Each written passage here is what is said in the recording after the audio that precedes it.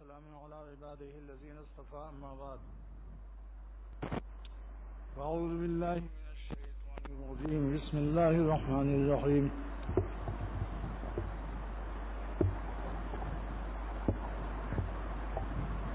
ذکر اللہ تطمئن القلوب.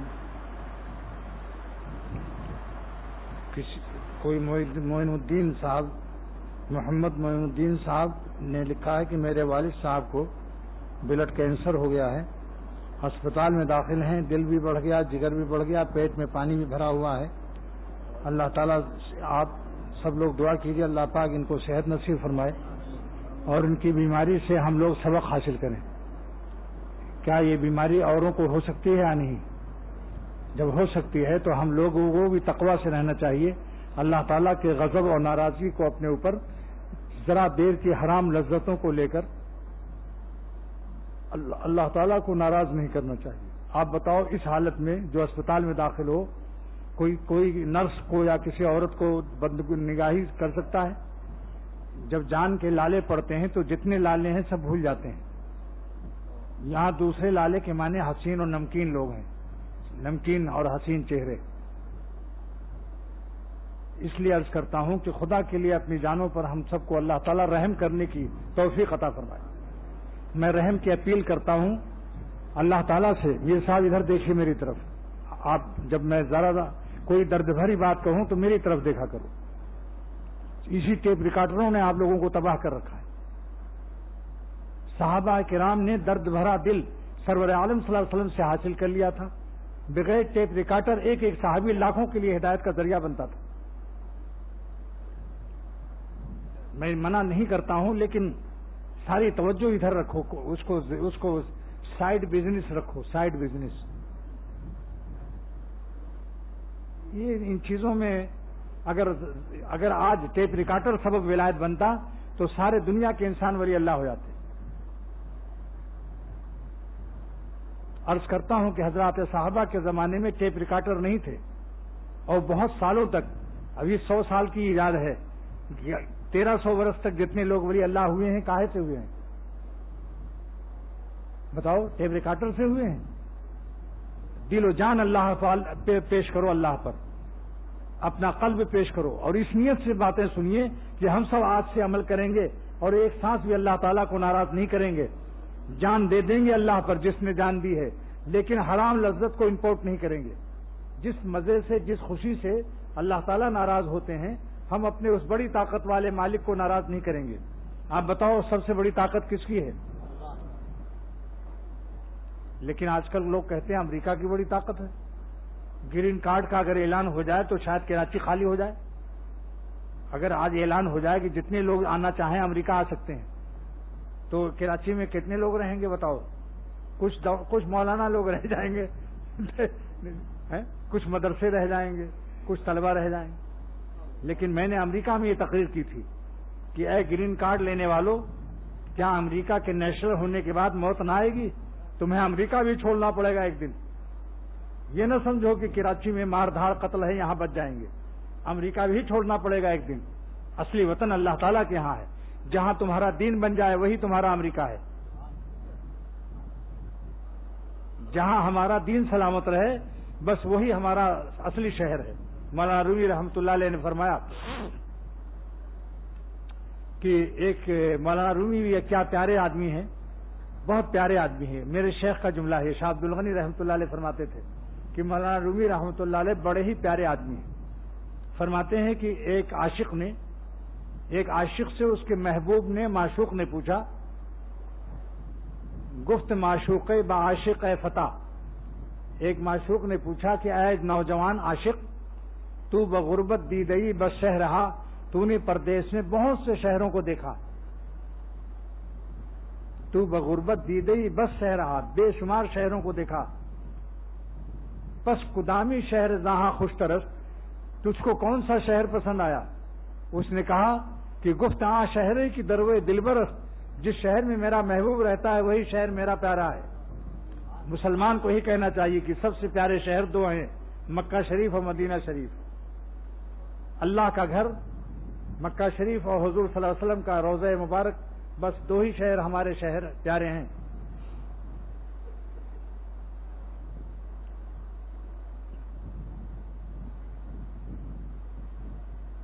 تو دوستو یہ عرض کر رہا ہوں کہ چاہے کتنے ہی ہم لوگ کما لیں اور کتنے ہی پاپڑ سموسے بریانی کباب کھا لیں، کتنے ہی عمدہ عمدہ سوٹ پہن لیں، کتنی ہی فیکٹریاں اور بینک بیلنس قائم کر لیں، لیکن یہ بتاؤ 5000 گز کلفٹن پر مکان بلڈنگ ہے، لیکن اصلی پلاٹ کہاں ملتا ہے یہ ہمیں بتاؤ بھائی، اصلی پلاٹ کتنے گز کا ہوتا ہے؟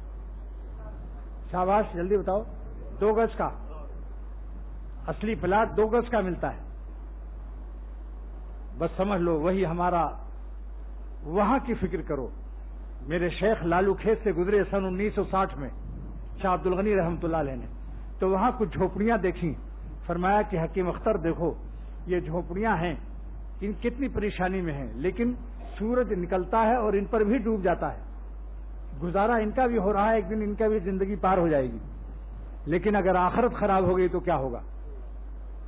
اس لیے سورج ڈوبتا ہے غریبوں پر بھی اور بادشاہوں پر بھی، تندرستوں پر بھی، بیماروں پر بھی. سورج اپنی جگہ غروب ہوگا اور طلوع ہوگا. شاعر کہتا ہے کہ وقت طلوع دیکھا، وقت غروب دیکھا، اب فکر آخرت ہے دنیا کو خوب دیکھا. وقت طلوع دیکھا، وقت غروب دیکھا، وقت طلوع دیکھا، وقت غروب دیکھا، یعنی سورج کا نکلنا دیکھا، ڈوبنا دیکھا. اب فکر آخرت ہے دنیا کو خوب دیکھا. اور میں آپ کو ایک تجربے کی بات اور اللہ تعالیٰ کے فرمان عالی شان کی بات بتاتا ہوں کہ چاہے دنیا تھوڑی ہو، لیکن اگر اللہ تعالیٰ کو ہم نے راضی کیا ہوا ہے تو دل میں اللہ تعالیٰ چین ڈال دیتا ہے. پاپڑ سموسے بریانی کھانے والوں کو مصیبت میں پایا ہے، اور دال روٹی چٹنی کھانے والوں کو میں نے عیش میں پایا ہے. آپ بتاؤ اللہ تعالیٰ خوشی دے سکتا ہے چٹائی پر یا نہیں؟ اور قالینوں پر اور پھولوں میں وہ رولانے پر قادر ہے، اور کانٹوں پر ہنسانے پر قادر ہے. کیا عمدہ شعر خواجہ صاحب نے فرمایا کہ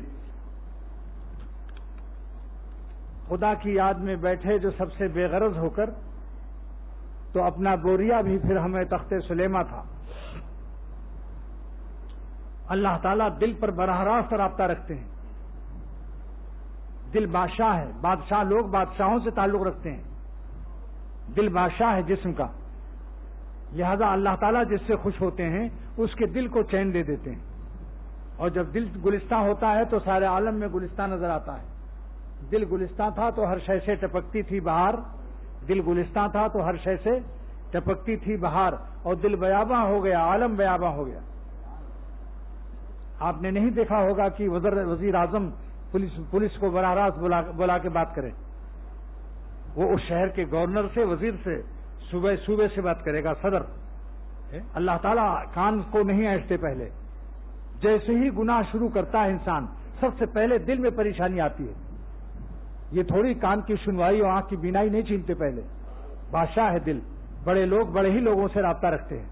اللہ تعالیٰ کی شان یہ ہے کہ جب کوئی گناہ کا ارادہ کرتا ہے اور آگے ذرا سا بڑھتا ہے تو اللہ تعالیٰ فرماتے ہیں جس نے میری نافرمانی کا ارادہ کیا اور میری نافرمانی کے حرام مزے لوٹنے کی خبیثانہ حرکت شروع کی. خبیثانہ کیوں کہتا ہوں؟ آپ لوگ بتائیے کہ گناہ خراب چیز ہے اچھی چیز ہے؟ تو پھر میں خراب چیز کو اگر خراب کہتا ہوں تو آپ لوگوں کو کوئی اعتراض نہیں ہونا چاہیے. خراب معنی کیا ہے جانتے ہیں؟ خر معنی گدھا، آپ معنی پانی، گدھے کا پانی. اس لیے دوستو دنیا میں سب سے بڑی چیز جو ڈرنے کی ہے، جو اللہ والوں کا ڈر ہے، وہ کیا ڈر ہے؟ کہ اللہ تعالی ہم سے کہیں ناراض نہ ہو جائے. یہ ڈر اولیاء اللہ کو ملتا ہے، اور یہی ڈر علامت ہے کہ وہ اللہ کے دوست ہیں. جو بے خوف ہوتا ہے اور سانڈ کی طرح ہر وقت گناہوں کے اوپر اپنی زندگی کو ضائع کرتا ہے، یہ دلیل ہے کہ یہ ظالم کا دل اللہ سے بہت دور ہے.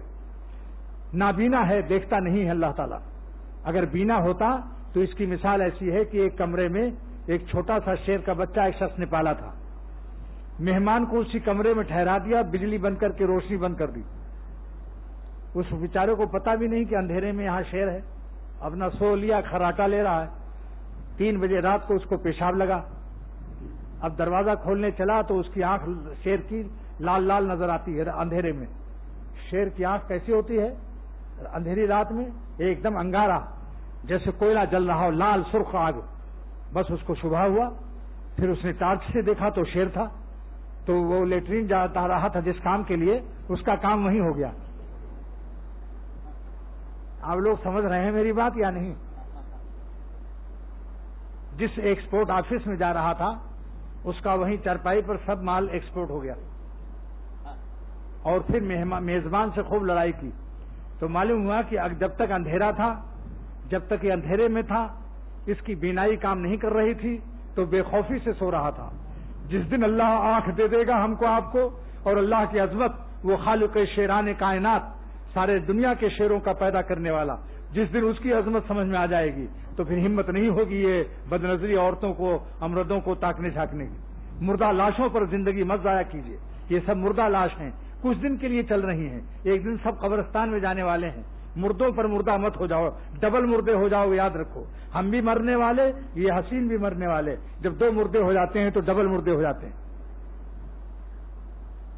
اور کوئی شخص واللہ کہتا ہوں قسم کھا کر مسجد میں، جتنی رومانٹک دنیا ہے بے چین پریشان ہے. لاکھ خمیرے کھاتے رہو کچھ اثر نہیں ہوتا. اللہ تعالیٰ جس سے ناراض ہوتا ہے اس ظالم پر کروڑوں خمیرے برسا دو، اس کے دل میں چین نہیں مل سکتا اس کو. خدا کے لیے یہ کہتا ہوں آپ حضرات سے بار بار، خصوصاً اپنے ان دوستوں سے جو رات دن ساتھ ہیں، کہ خدا کے لیے اپنی جانوں پر ہم سب کو رحمت کی بھیک اللہ تعالیٰ سے مانگنی چاہیے. اور یہ دعا حضور صلی اللہ تعالی وسلم نے سکھایا. حضور صلی اللہ علیہ وسلم نے سکھایا کیسے بھیک مانگو گے اللہ کی رحمت کی اپنی جان پر. اللہم ارحمنی بترک المعاصی، پڑھیے آپ لوگ بھی، اللہم ارحمنی بترک المعاصی، اے اللہ ہم پر رحم کی بھیک دے دے. وہ کیسی بھیک ہے جس سے ہم گناہ چھوڑ دیں، یہ ہے رحم کی بھیک. ورنہ سمجھ لو حق تعالیٰ کی رحمت سے محروم ہونا، ساری طاقت بھول جائے گی. جس دن بلڈ کینسر یا گردے بیکار کر دے گا اللہ، اس وقت پتا چلے گا کہ تمہارے گناہوں کی طاقت کہاں گئی. بوسے بازی بدنظری کی طاقتیں جس وقت خدا پکڑتا ہے تب پتا چلتا ہے. پھر اس کے بعد پھر سمجھ لو ایک وقت ایسا آتا ہے کہ پھر عذاب کے بعد پھر اس کی جنت تو مل جائے گی، مگر دنیا میں اللہ تعالیٰ پھر اس کو نہیں چھوڑتا. اور دنیا میں بھی کبھی ایسی صورت پیدا ہو جاتی ہے کہ توفیق توبہ بھی نصیب نہیں ہوتی. جو لوگ توبہ کے سہارے پر گناہ کر رہے ہیں انتہائی انٹرنیشنل بین الاقوامی احمق اور گدھے ہیں. اس لیے کہ توبہ کی توفیق ہمارے ہاتھ میں ہے یا اللہ کے ہاتھ میں ہے. اگر مسلسل گناہوں کی وجہ سے خدا توفیق توبہ نہ دے تو کیا کرو گے پھر؟ دلیل پیش کرتا ہوں قرآن پاک کی. اللہ تعالیٰ فرماتے ہیں کہ فتاب اللہ علیہم لیتوبوا، اللہ تعالیٰ نے صحابہ پر رحم فرمایا، توجہ فرمائی، مہربانی کی تاکہ وہ توبہ کر لیں. اس آیت کی تفسیر علامہ آلوسی اور سید محمود بغدادی لکھتے ہیں رحمۃ اللہ علیہ، اے وفقہم للتوبہ، یعنی اللہ نے آسمان سے ان کو توفیق توبہ عطا فرمائی، لیتوبوا تاکہ وہ توبہ کر لیں. معلوم ہوا زمین والے توبہ اسی وقت کر سکتے ہیں جب آسمان والا ان کو توفیق توبہ دے دے. تو توبہ کے سہارے گناہ کرنے والے انتہائی احمق ہیں. زیادہ دن کا قصہ نہیں ہے، اسی قریب کی حکایت ہے. میں ناظم آباد میں جب رہتا تھا سن 80 میں یہاں آیا ہوں. ناظم آباد میں ایک خانسامہ رات دن بدکاری اور گناہوں میں مبتلا تھا. ہر وقت اس کا کام یہی عورتوں کو دیکھنا، لڑکیوں کو چھیڑنا. جب مرنے لگا تو اس کا ایک دوست تھا خانسامہ، وہ میرے ساتھ محبت رکھتا تھا، نمازی بھی تھا، داڑھی بھی رکھ لی تھی اس نے. تو اس نے کہا کہ بھائی تم میرے دوست ہو اور اب تم مر رہے ہو، ڈاکٹروں نے ہمیں بتا دیا ہے کہ تم اب بچو گے نہیں، لہذا تم توبہ کر لو، کیونکہ تمہاری زندگی بہت ہی خراب گزری اور تم اللہ والوں کو بھی برا کہتے تھے.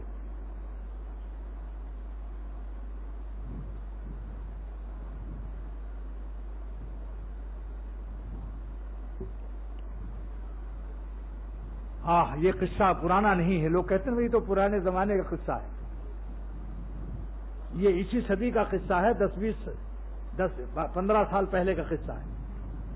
پرانا زمانہ ہے. 15 سال پہلے تو کتنے ایسے لوگ ہیں جو موجود زندہ ہیں.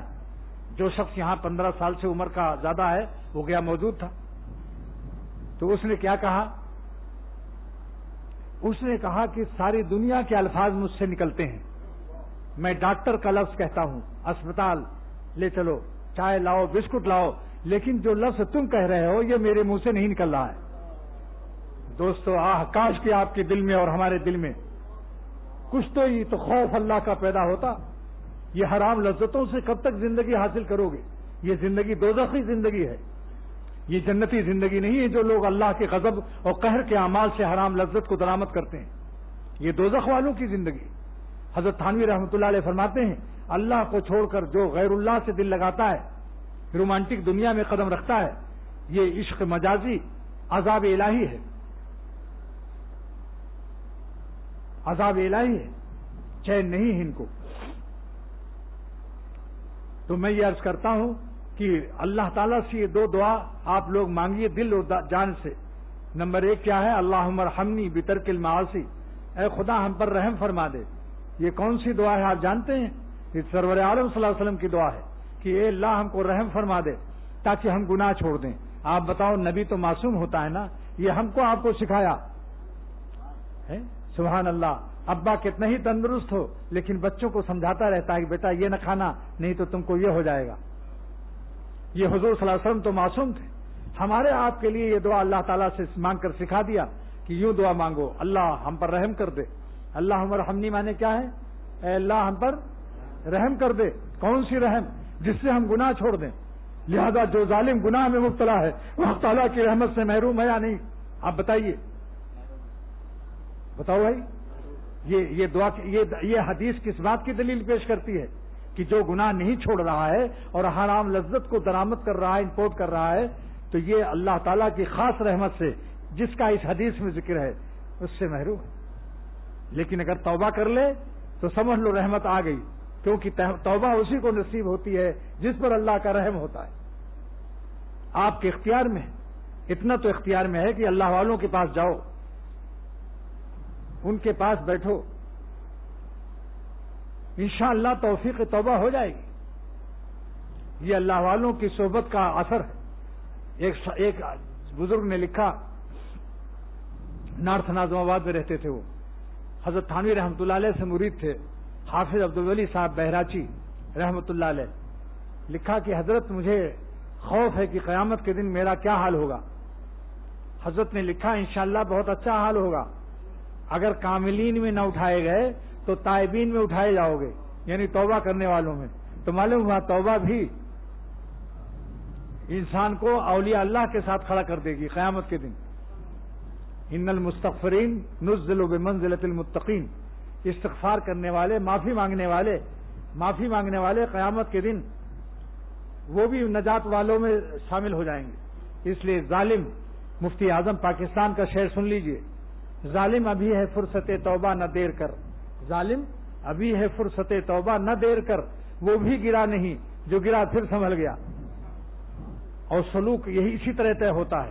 ہم نے طے کی اس طرح سے منزلیں، گر پڑے گر کر اٹھے اٹھ کر چلے، یعنی توفیق اللہ سے توبہ کرو اور کوشش کرو کہ توبہ نہ ٹوٹے، اپنی طرف سے کوشش یہی کرو۔ جب ٹوٹ جائے تو پھر رونا شروع کر دو، اتنا رو کہ مالک کو بھی رحم آ جائے۔ اب کہیں پہنچے نہ مجھ سے ان کو غم، اے میرے اشک ندامت اب تو تھم، ایسا رو کہ اللہ تعالیٰ کی رحمت کو بھی جوش آ جائے کہ کہیں میرا بندہ روتے روتے مر نہ جائے، لہذا وہ خود تسلی ڈال دیں گے انشاءاللہ۔ آپ بتاؤ، اگر آپ کا بچہ اتنا زور سے رونے لگے، ابا کو معافی مانگ کر کے اتنا زور سے روئے کہ ابا کو خطرہ ہو جائے کہ یہ مر جائے گا، تو ابا کلیجے لگا کر پیٹھ پر ہاتھ مارے گا کہ نہیں کہ چپ چپ زیادہ نہ رو، بس معاف کر دیا۔ اللہ تعالیٰ کی شان۔ ایک شخص نے مجھ سے پوچھا کیسے معلوم ہو کہ اللہ تعالیٰ نے میری توبہ قبول کر لی، اور رونا کتنا چاہیے، رونے کی کیا مقدار ہے؟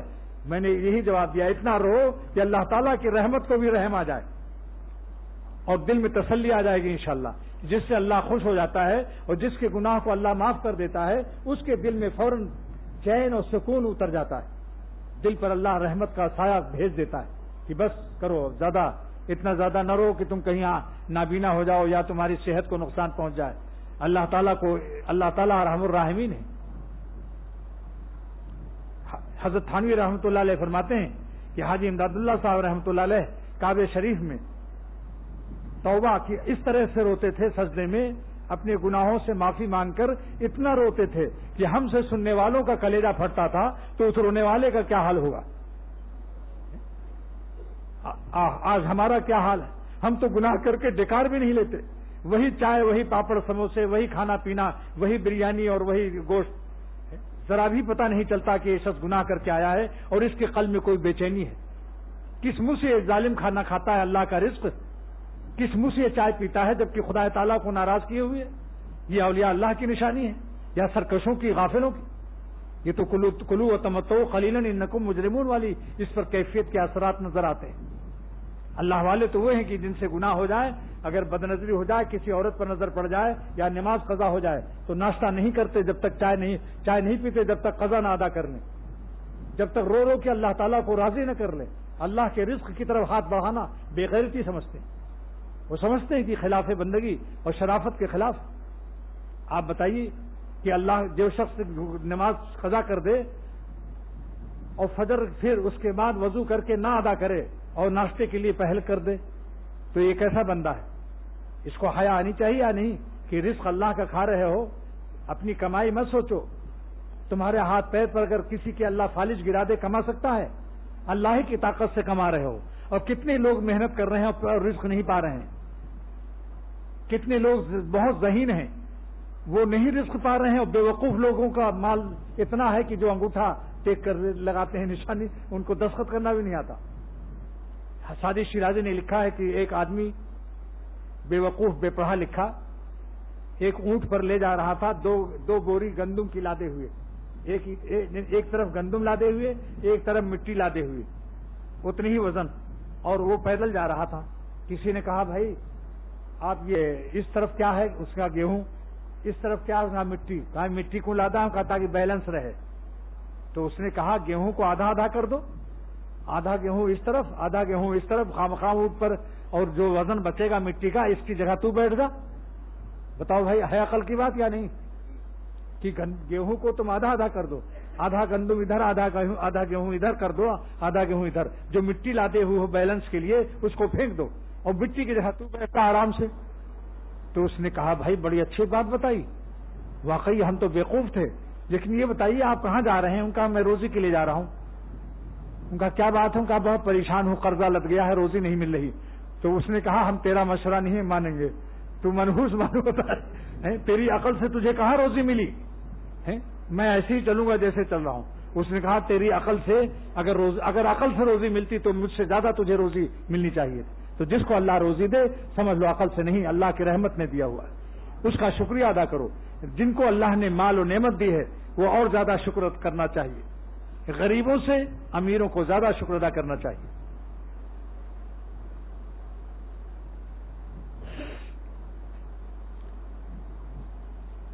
لہذا میں نے جو آیت تلاوت کی ہے کہ اللہ تعالیٰ ہی کی یاد سے دل کو چین ملتا ہے، اور یاد کی دو قسمیں ہیں، جس بات سے اللہ خوش ہو اس عمل کو کر لو، جس عمل سے اللہ ناراض ہو اس کو چھوڑ دو۔ جان چلی جائے چلی جائے، ایک دن تو مرنا ہی ہے، مرنے سے پہلے ہی موت آ جائے تو اللہ کے راستے میں اس موت کو قبول کر لو۔ ایک دن تو مرنا ہی ہے، مگر اللہ کو ناراض کر کے مرنے میں فائدہ ہے یا اللہ تعالیٰ کو خوش کر کے مرنے میں فائدہ ہے؟ بس اب جو میرا یہ دعویٰ ہے اور قرآن پاک کا اعلان ہے کہ چین اللہ کی یاد میں ہے، جو لوگ اللہ تعالیٰ کو خوش رکھتے ہیں ان کے حکم کو مان کر، اور جو اپنے کو بدنظری سے بچاتے ہیں، یہ سمجھ لیجئے تبلیغ والوں کو بھی فرض ہے کہ کسی لڑکی کو دعوت براہ راست نہ دیں، عورتوں سے دلوائیں۔ تبلیغ میں بھی جائز نہیں کہ اللہ تعالیٰ کو ہم ناراض کر کے تبلیغ کریں، خاص کر جرمنی جاپان میں جب جانا نکلنا ہو، تشکیل ہو، تو جہاں لڑکیاں سامنے ہوتی ہیں، میں نے لندن، امریکہ اور کینیڈا دیکھ کر آ رہا ہوں کہ وہاں سخت حفاظت کی ضرورت ہے۔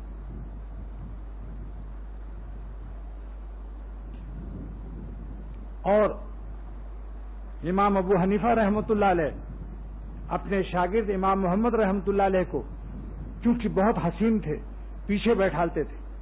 امام ابو حنیفہ سے بڑھ کر ہمارا آپ کا تقویٰ اور پرہیزگاری نہیں ہو سکتی۔ امام صاحب نے احتیاط کیا اور فرمایا کہ جاؤ پیچھے بیٹھو، جب داڑھی نکل آئے تب آنا۔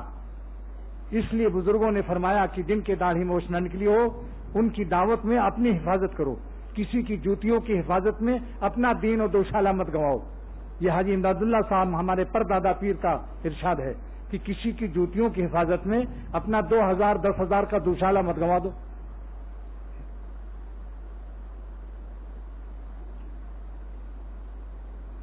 ہمارے تھانہ بھون میں حضرت تھانوی رحمۃ اللہ علیہ جتنے لڑکے پڑھتے تھے سب کا سر منڈا دیتے تھے۔ سر منڈانے سے ذرا پرچہ آسان ہو جاتا ہے۔ جن کی زلفوں پہ میر مرتے تھے، جن کی زلفوں پہ میر مرتے تھے، سر منڈا کر کیا سلام اس نے۔ دیکھا آپ نے کیسا شعر ہے یہ؟ دیکھ لو فقیر کی شاعری ہے، تاکہ اس سے کیا ہوتا ہے، اس سے چہرے میں کشش کم ہو جاتی ہے۔ بھائی ہمارے سارے اولیاء اللہ نے احتیاط کیا۔ خود حدیث میں حضور صلی اللہ علیہ وسلم فرماتے ہیں کہ دیکھو جن لڑکوں کی داڑھی موچھ نہیں آئی، لا تنظروا الی المردان فإن فیہم لمحتم من حور، ان سے احتیاط کرو۔ اگر بات بھی کرنی ہے، تبلیغی دعوت بھی کرنی ہے، تو نیچی سر نیچا کر کے نظر کی حفاظت کرو ان سے بھی۔ اب آپ دیکھیے کہ اس اتنے بڑے مجمع میں تجربہ کر لو، جو شخص اپنے کو گناہوں سے بچا کر رہے، تو میں کہتا ہوں کہ پیٹ میں چٹنی روٹی اور کپڑے بھی چاہے اس کے پھٹے ہوں، لیکن اگر وہ گناہوں سے بچتا ہے، اللہ کی عبادت میں مشغول ہے، ان کا حکم مانتا ہے، انشاءاللہ آپ اس کو چین سے پائیں گے۔ اور ان بڑے لوگوں کو جو کروڑوں ڈالروں میں کھیل رہے ہیں اور کروڑوں روپیوں میں، ان کے قریب جا کر دیکھو تو ان کی نیندیں حرام ہیں، گولیاں کھاتے نظر آئیں گے، گولیاں۔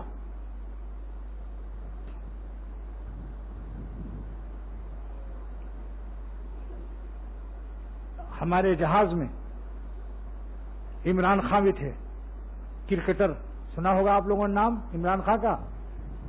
تو وہ عمران شو امریکہ میں دکھانے گئے تھے تاکہ کینسر کا جو ہسپتال ہے ان کا لاہور میں، اس کو کچھ چندہ مل جائے، لیکن شو دکھانے والے کا شو ختم ہو گیا، ہارٹ فیل ہو گیا اس کا لاش لا رہے تھے وہ، اور ان کو اتنی پریشانی تھی کہ زندگی کا سرمایہ جیسے ڈوب گیا۔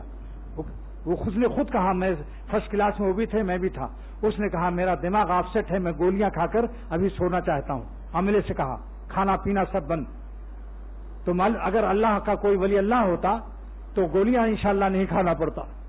جو غم کے ساتھ ہو تم بھی تو غم کا کیا غم ہے، خوشا حوادث پہم، خوشا حوادث پہم، خوشا یہ اشک رواں، جو غم کے ساتھ ہو تم بھی تو غم کا کیا غم ہے۔ انشاءاللہ روئے زمین پر دیکھ لو، اور کسی ولی اللہ نے خودکشی نہیں کی۔ اگر خودکشی کی ہے تو امریکہ اور جرمن جاپان والوں نے کی ہے۔ جتنے ہی جو خدا سے دور ہے انہوں نے حرام موت اختیار کی، کیونکہ کوئی سہارا نہیں ہے۔ اللہ تعالیٰ اللہ والوں پر کہ دل کو غم پروف کرتے ہیں، کسی حالت میں ہو ہمیشہ اللہ سکون سے ان کو رکھتا ہے۔ اگر سوئٹزرلینڈ کی گھڑیاں واٹر پروف بن سکتی ہیں تو اللہ تعالیٰ اپنے عاشقوں کے قلب کو بھی غم پروف کرتے ہیں۔ لیکن میں نے ان سے مسافہ کر لیا، میں نے کہا میں نے آپ کو اخباروں میں بارہا دیکھا، آج آپ کو یہاں دیکھ لیا، مسافہ کر لیا۔ لیکن میرے مسافے سے ان پر کیا اثر پڑا کہ وہ میرے دوستوں سے بار بار پوچھ رہے تھے کہ یہ کون شخص ہے۔ پھر بتایا کہ یہ شیخ ہیں، تو اس نے پوچھا کہ کیا صوفی بھی ہیں یہ؟ تو لوگوں نے بتا دیا دوستوں نے کہ ہاں صوفی بھی ہے یہ شخص۔ تو کہا صوفی ازم میں بھی سیکھنا چاہتا ہوں، صوفی ازم۔ تو وہ صوفی ازم سیکھنے والے شاید جلد ہی آئیں ہماری خانقاہ میں انشاءاللہ تعالی۔ میں نے مسافہ اس لیے کیا تاکہ ان کو نہ یہ احساس ہو کہ مولوی لوگ گنہگاروں کو حقیر سمجھتے ہیں۔ میں ہر ایک کو گلے لگانے کے لیے تیار ہوں۔ امریکہ کے ہمارے دوست کا بیٹا بیٹھا ہے، بتاؤ میں نے محبت تم لوگوں کو پیش کیا یا نہیں؟ جتنے بھی ہے، کوئی بھی اللہ کا بندہ ہو، جب میں کافروں کو گلے لگا سکتا ہوں، اگر ہمیں امید ہو جائے کہ یہ اسلام لائے گا، ایمان لائے گا، تو مسلمان ہے، وہ تو ایمان لا چکا ہے۔ اللہ تعالیٰ کا شکر ہے، جہاں جہاں میرا بیان ہوا، لندن میں پہلا بیان ہوا جس دن ہم پہنچے 2 بجے ظہر کے وقت میں، تو وہاں سارے برطانیہ کے علماء بلائے گئے تھے۔ ایک اجتماع تھا سیانت المسلمین کا، وہاں میرے شیخ کا خلیفہ مولانا ایوب صورتی نے بلایا۔ میرا جب بیان ہوا تو وہاں کے خطیب اور اس نے فوراً چھپوا دیا. وہ چھپا ہوا نواز اتنی جلدی چھپا کہ وہ میرے ساتھ آیا ہوا. اس کے بعد اب لندن کی سڑکوں کا حال سنیے. کچھ لندن کا جغرافیہ سناؤں آپ لوگوں کو. جہاں جانے کے لیے آپ لوگ بہت پریشان رہتے ہیں. اگر لندن ایمبیسی یا امریکہ یا کینیڈا اعلان کر دے کہ جو پاکستانی جانا چاہتا ہو جائے تو میرے خیال میں مارا پیٹی شروع ہو جائے گی. اتنی بڑی لائن لگے گی. پولیس کے ڈنڈے بھی کھا لیں گے.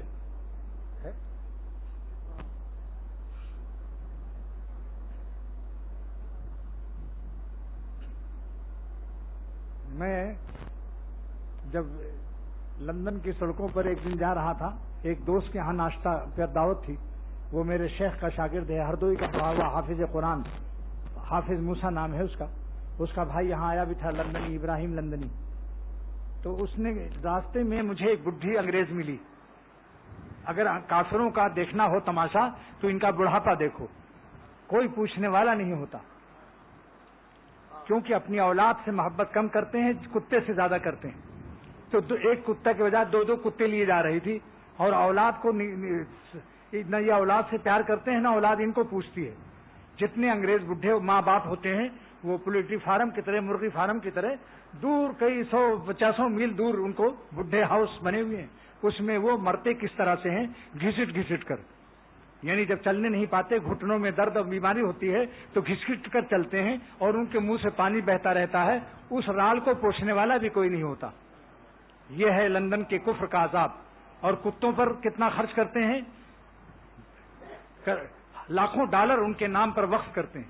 جیسے ہم لوگ مدرسوں کے لیے وقف کرتے ہیں, وہ کتوں کے لیے وقف کرتے ہیں کہ میرے مرنے کے بعد بھی میرے کتوں کا خیال رکھا جائے, ان کے نہلانے دھلانے میں کوتاہی نہ کی جائے, اور اس کو ہمارے پیسوں سے اس کی نوکر رکھے جائیں اس کی حفاظت کے لیے. تو ان کے ماں باپ کا ایک عجیب و غریب حال ہے. جوانی میں عیش کر لیں انگریز اور کافر, ان کا بڑھاپا اتنا خطرناک ہوتا ہے جس کی حد میں. اور ایک بلی کا آپریشن ہوا ابھی امریکہ میں, $10,000 خرچ کیا اس پر. بلی کتے پر بے حد آپریشن, اور انسان مرتا رہے کوئی پرواہ نہیں. خیر, تو اس کے 2 کتے کو جب میں نے دیکھا تو میں نے فوراً ایک شعر کہا. شعر کہتا نہیں ہوں, اللہ تعالیٰ کی رحمت سے بن جاتا ہے. پہلے معنی سمجھ لو. کلب مانے کتا, کلب مانے اس کی جمع کلاب آتی ہے, کلاب. اب سنیے شعر. کسی کو ذوق گلاب ہے تو کسی کو ذوق کلاب ہے. یعنی کوئی گلاب کا پھول پسند کرتا ہے, کوئی کتوں سے دوستی کرتا ہے. کسی کو ذوق گلاب ہے تو کسی کو ذوق کلاب ہے. کوئی جنابت میں مبتلا ہے تو کوئی عالی جناب ہے. جنابت مانے ناپاکی, جنابت مانے ناپاکی. کوئی جنابت میں مبتلا ہے تو کوئی عالی جناب ہے. اب آپ کہیں گے وہ ناپاک کیوں رہتے ہیں؟ میں نے آنکھوں سے دیکھا کہ ایک انگریز جا رہا ہے اور اس کے داہنی طرف اس کا کتا بیٹھا ہے اس سیٹ پر جہاں بزرگوں کو لوگ بیٹھالتے ہیں, اپنے بڑے بزرگ کو, والد کو بیٹھالتے ہیں. اس سائڈ پر کتا بیٹھا ہوا ہے. تو اتنی بڑی ٹافی دیکھیے, ایک بالش کی ٹافی اس نے کتے کو کھلائی, اور میں دیکھ رہا ہوں. یہ سنی سنائی بات نہیں ہے. میں نے بہت شکر ادا کیا کہ الحمدللہ کہ لندن, کینیڈا, امریکہ کا حال اب بتانے کے لیے میں اپنا تجربہ پیش کروں گا. اس نے اس ٹافی کو اس کو کھلایا, اس نے خوب کھایا, اور اس کے بعد اس کے منہ سے کھینچ کر اس نے کھایا, اور میں تماشا دیکھ رہا ہوں. جس کا تھوک پیشاب سے بدتر ہے. کتے کا تھوک کہیں لگ جائے ناپاک ہوتا ہے, لیکن وہ کتے سے چٹوانے میں فخر سمجھتے ہیں. اگر کتا ان کو چاٹ لے تو سمجھ لو کسی ولی اللہ نے اپنا تھوک لگا دیا. یہ حالت ہے. اب آپ سمجھو کہ ان کا کیا حال ہے. ہر وقت گود میں لیے بیٹھے ہوئے ہیں. یہ ان کو چاٹتے ہیں, وہ ان کو چاٹتے ہیں. دونوں طرف سے چٹول ہو رہی ہے. اس مصدر کا نام چٹول ہے. اللہ کا شکر ادا کرو. میں نے شکر ادا کیا کہ الحمدللہ اللہ تعالیٰ نے ہم کو ایمان اور اسلام سے نوازا, اور ان انگریزوں کے کافروں کی زندگی سے بچایا. اس کے بعد پھر میں ناشتے کے وقت ایک شعر موضوع ہوا, کیونکہ دیکھتا ہوں تمام دنیا خوب ان کے پاس ہے لیکن سکون نہیں ہے. اس وقت میرا شعر موضوع ہوا, made in London, made in London شعر ہے یہ. آج کل لوگ کہتے ہیں بھائی کہاں کے بنا ہوا چاقو ہے؟ جرمنی، اچھا فوراً لاؤ جلدی لاؤ. آج کل باہر کی چیز فارن کنٹری کی چیزیں پسند کی جاتی ہیں. تو آج آپ لوگ میڈین لندن شعر میرا سنیے. میر صاحب سے ناشتے کو میں نے کہا کہ مانا کہ میر گلشن جنت تو دور ہے، مانا کہ میر گلشن جنت تو دور ہے، لیکن ہوں دل میں خالق جنت لیے ہوئے، لیکن ہوں دل میں خالق جنت لیے ہوئے. جس کو اللہ تعالیٰ نے اپنی محبت دی ہے سمجھ لو اس کے دل میں خالق جنت موجود ہے. مانا کہ میر گلشن جنت تو دور ہے، لیکن ہوں دل میں خالق جنت لیے ہوئے. یہ میڈین لندن شعر سن لیا آپ نے. اب میڈین مانچسٹر سنیے. مانچسٹر میں ایک شعر میں نے کہا تھا جس کے چسٹر آپ لوگ بہت پسند کرتے ہیں. مانچسٹر سنا ہوگا، تجارتی طور پر بہت مشہور شہر لندن کا ہے. تو وہاں میرا جو بیان ہوا تو وہاں کے خطیب اور عالم نے کہا اور دوستوں نے کہ آج بہت درد بھرا دل آپ نے پیش کر دیا. میں نے کہا درد دل میرے اختیار میں بھی نہیں ہے. جب اللہ تعالیٰ چاہتے ہیں تو مضمون میں درد دل عطا فرما دیتے ہیں. میرے اختیار میں نہیں ہے، یاد رکھو اس کو. بندے کے اختیار میں نہیں ہے، یہ اللہ تعالیٰ کی عطا ہے. لہذا میں نے وہاں جو شعر کہا جس میں یہ اس نعمت کا میں نے شکریہ ادا کیا. اس طرح درد دل بھی تھا میرے بیاں کے ساتھ، اس طرح درد دل بھی تھا میرے بیاں کے ساتھ، جیسے میری زباں بھی تھی، جیسے کہ میرا دل بھی تھا میری زباں کے ساتھ. اس طرح درد دل بھی تھا میرے بیاں کے ساتھ، اس طرح درد دل بھی تھا میرے بیاں کے ساتھ، جیسے کہ میرا دل بھی تھا، جیسے کہ میرا دل بھی تھا میری زباں کے ساتھ. آپ کو 3 شعر میں نے فارن کنٹری کے سنائے. ابھی بہت مال ہے، آہستہ آہستہ سنایا جائے گا انشاءاللہ. ابھی وہاں کا یہ اسی کی پوری نظم سنا دیتا ہوں تاکہ پھر آئندہ دیکھا جائے گا انشاءاللہ. میرا یہ مضمون آج میں ختم کر رہا ہوں اور یہ شعر جو میں نے آپ کو سنایا اس طرح درد دل بھی تھا میرے بیاں کے ساتھ، اس کو میں نے پوری نظم کر دی. اور میں عرض کرتا ہوں کہ اللہ تعالیٰ کی محبت کے اشعار سننا سنت نبوت ہے. حضور صلی اللہ تعالی وسلم نے اپنی نعت شریف اور اللہ تعالیٰ کی عظمت پر 24 صحابہ شاعر تھے. اس لیے عرض کرتا ہوں کہ بعض خشک لوگ اس کو سمجھتے ہیں شاعری کیا چیز ہے. بتا دیا کہ حضرت فاطمہ بی بی بھی شاعر تھی. حضور صلی اللہ علیہ وسلم کے وفات پر ان کا شعر بھی ہے. حضرت عائشہ صدیقہ بھی شاعر تھی. 24 صحابہ بھی شاعر تھے. اور حضور صلی اللہ علیہ وسلم نے مسجد نبوی میں اللہ تعالیٰ کی محبت اور اپنی محبت رسالت پر نعت شریف سنا ہے. اور حضور صلی اللہ علیہ وسلم نے ایک مجلس میں 100 اشعار سنے ہیں. علامہ قرطبی تفسیر قرطبی میں فرماتے ہیں، ایک صحابی روایت کرتے ہیں کہ میں نے حضور صلی اللہ علیہ وسلم کو 100 شعر سنایا اور آپ برابر شوق ظاہر فرماتے رہے. حتی انشدت مئتا بیتن، یہاں تک کہ میں نے 100 شعر سنائے. بتا دیا کہ بعض خشک لوگ اس کو نادانی سے، کم علمی سے سمجھتے ہیں کہ شاید یہ کوئی دینی چیز نہیں ہے. عین دینی چیز ہے. سنت نبوت اور سنت صحابہ بھی ہے اور سنت اولیاء بھی ہے. معرومی رحمۃ اللہ علیہ 28,500 اشعار انہوں نے کہے تھے. سناؤ بھائی، بس ایک ہی سنا دو خالی. اس طرح درد دل بھی تھا میرے بیاں کے ساتھ. اسی کو سنا دیتا ہوں. جمعے کے بعد تو سناتا ہوں لیکن بہت سے لوگ چلے جاتے ہیں تو میں نے اس لیے کہا کہ یہ فارن کنٹری کی چیز ہے، اس لیے سب کو سنا دوں. 5 منٹ میں انشاءاللہ ہو جائے گا. یہ 35 منٹ تک تو آپ لوگ بیٹھتے ہی ہیں. ایک شعر کو ایک ہی دفعہ پڑھنا. اس طرح درد دل بھی تھا میرے بیاں کے ساتھ، اس طرح درد دل بھی تھا میرے بیاں کے ساتھ، جیسے کہ میرا دل بھی تھا میری زبان کے ساتھ. اس طرح درد دل بھی تھا میرے بیان کے ساتھ، جیسے کہ صاحب میری زبان کے ساتھ دنیا عقل ہو گئی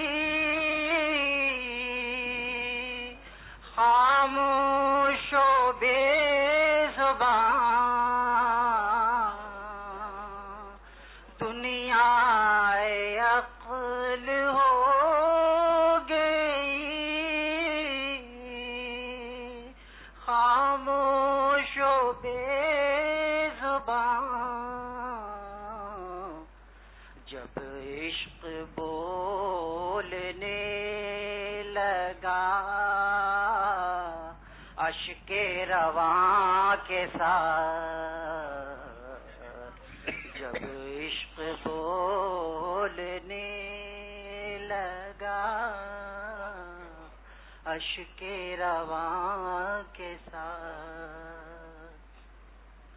سجدے میں سر کے قرب کا عالم نہ پوچھئے سجدے میں سر کے قرب کا عالم نہ پوچھئے جیسے کہ یہ زمین ہے تیرے آسماں کے ساتھ جیسے کہ یہ زمین ہے تیرے آسماں کے ساتھ مومن کے دل پہ معصیت بارے گراں ہے یوں مومن کے دل پہ معصیت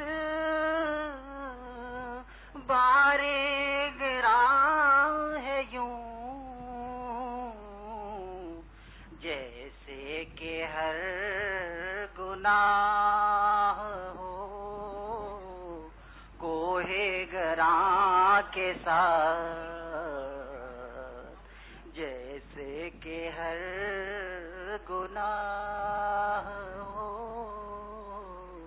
کوہ گراں کے ساتھ یاد خدا سے دل کو ملا چین دوستو یاد خدا سے دل کو ملا چین دوستو پاتا ہے چین کوئی کب عشق بتاں کے ساتھ پاتا ہے چین کوئی کب عشق بتاں کے ساتھ جس پر خدا ہو مہربان رہتا ہے چین سے جس پر خدا ہو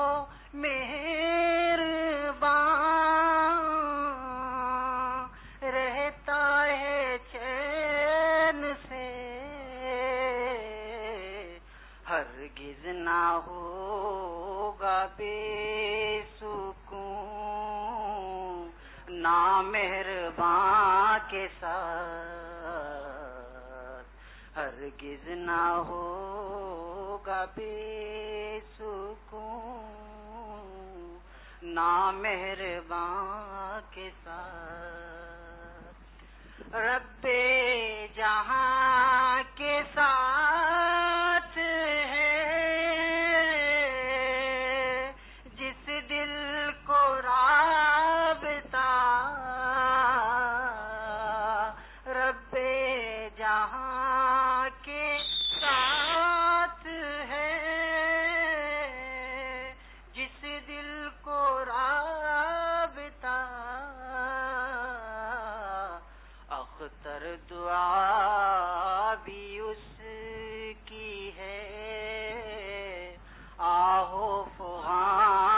ساتھ، اختر دعا بھی اس کی ہے،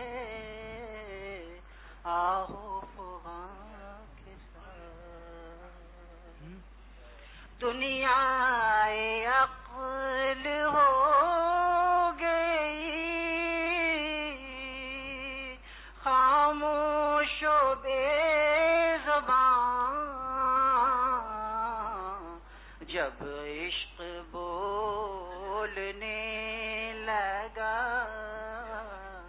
اشک رواں کے ساتھ، سجدے میں سر کے قرب کا عالم نہ پوچھئے، جیسے کہ یہ زمین ہے تیرے آسماں کے ساتھ۔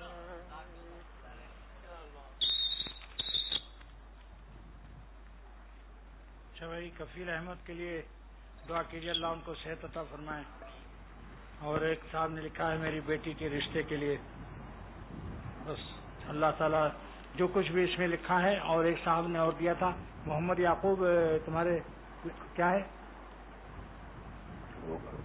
کیا نام ان کا، سید یونس ہیں، سید یونس، سید یونس کہاں ہیں؟ سید یونس بتاؤ کون صاحب تھے وہ کس کے خسر ہیں بھائی؟ اچھا، محمد یعقوب صاحب کے لیے بھی اللہ تعالیٰ ان کو بھی صحت عطا فرمائے۔ اور یہ کاشف خلیل ہیں، اللہ تعالیٰ ان کو بھی کامیاب فرمائے۔ یہ جتنے پرچے ہیں، جو کچھ بھی اس میں لکھا ہے، اللہ تو سب کو جانتا ہے، ہر ایک کا نام لے کے تو بہت دیر لگ جائے گی۔ یا اللہ جنہوں نے پرچے دیے ہیں اور جنہوں نے زبانی مجھ سے کہا ہے یا ٹیلی فون سے بات کی ہے، بعض دوستوں نے ٹیلی فون سے رابطہ کیا غیر ملک میں، اللہ بس دعا کرتا ہوں اے اللہ اختر کو اور میرے سب دوستوں کو اور جتنے حاضرین ہیں اور جتنی عورتیں آئی ہوئی ہیں، جتنے مسلمان ہمارے سب بھائی آئے ہوئے ہیں، اللہ ہم سب کو دنیا بھی دے آخرت بھی دے۔ دنیا میں بھی ہم کو آرام عزت عطا فرمائیے، عافیت سے زندہ رکھیے اور گناہوں سے حفاظت نصیب فرمائیے، اور آخرت میں خاتمہ ایمان کر کے ایمان پر خاتمہ نصیب فرما کر یا اللہ میدان محشر میں بے حساب مغفرت فرما کر جنت میں ہم سب کو اکٹھا فرما، اور ہمارے شہر کراچی کو امن اور عافیت والا شہر بنا دے۔ اغوا، چوری، ڈاکہ، جتنے بھی قتل خون ہیں اللہ ہمیشہ کے ان کو دور فرما دے یا اللہ، سارے ملک کو ہمارے عافیت والا شہر بنا دے، اور سارے عالم اسلام کو عافیت نصیب فرما اور عالم کفر کو ایمان نصیب فرما۔ وآخر دعوانا الحمدللہ رب